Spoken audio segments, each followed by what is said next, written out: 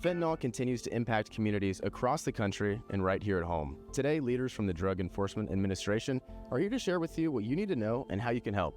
Here joining me is Jim and Sherry with the DEA. How's it going, y'all? Great. How are you? I'm doing good. I am really excited, actually, to talk to you all about this Fentanyl-Free America surge. And first and foremost, I think we should describe to the viewers what that exactly is and why it's so important. Yeah, absolutely. Bryce, thanks first for being here. I don't think there's many families in our communities that aren't touched in some way or the other by the fentanyl crisis. Fentanyl-Free America is really DEA's response to that. It's surging all of our resources across the country, across the globe, to target what is the single biggest drug threat we've ever faced as a country. Of course, it certainly is. For people watching, how serious is it in our region specifically, Jim? Well, I think it's easy to assume, since we're not directly on the southwest border or don't bump up to Mexico, that somehow we're unaffected by this crisis, and nothing could be further from the truth.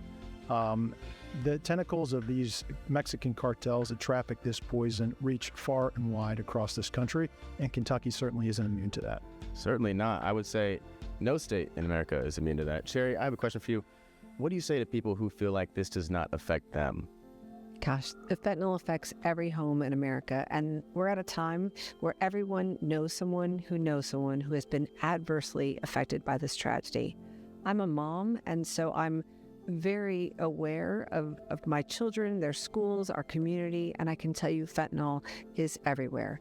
If your kids have a phone, the cartels are sitting next to you on the couch. Very scary thought. What are some of these warning signs that families should take note of potential fentanyl use? Well, right now in society, we're looking at a number of things, but I would say for parents, just first have the conversation. The best thing that you can do for your kids, because they are listening to you, is tell them how you feel about drug use and abuse. And having that conversation, starting that conversation in your own home, is the first step towards prevention. And if we can get our hands on prevention, the demand goes away. The supply goes away as well. Of course. Off camera, we were talking about a different drug, bromazolam. Is that how you pronounce that? Yeah. So what exactly is that? So bromazolam was a designer drug. It really devastated kind of this region of the country. DEA emergency scheduled it. We saw it as an emerging threat. It's one of the ways the cartels are changing their chemistry to subvert the law and try to get around the illegality of dangerous drugs. We had a lot of overdose deaths. We saw it was a tragic becoming. DEA took steps to emergency schedule that drug, and as of March 16th, now we have more tools and more resources to hold people accountable for bromazolam. Of course, and there is a surge to fight back in America with National Take Back Day. So what exactly is that all about, and why is it so important? Take Back is an amazing initiative that DEA started. We're in our 30th Take Back event.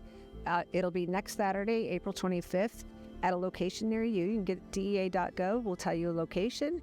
We ask you to go into your medicine cabinets. It's a good time for spring cleaning. Get those unwanted, unused, and expired medications.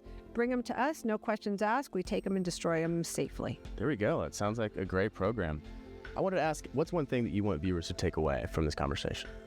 I think the most important thing is that the game that these people are playing when they decide to use drugs, illegal drugs, is a game that can cost them their life. If you're not getting a pill from your doctor or from a pharmacy, you have no idea what you're taking. And it literally is Russian roulette. You're rolling the dice every time you take one of these drugs. These organizations are trying to stay one step ahead of law enforcement. As soon as we emergency schedule one drug, they are trying to develop some analog of that drug that is going to bypass the judicial system. And they're constantly innovating and trying to develop ways to bring that poison into our communities. And that's why we have to stay still vigilant in what we're doing every day. Of course. Thank you guys so much for talking to me today. It's great. Pleasure. Thanks for coming. Of course. For spreading the word. Yes, of course. If you guys would like to learn more about the conversation that we've had today, all you need to do is go on down to dea.gov/fentanylfree to learn more.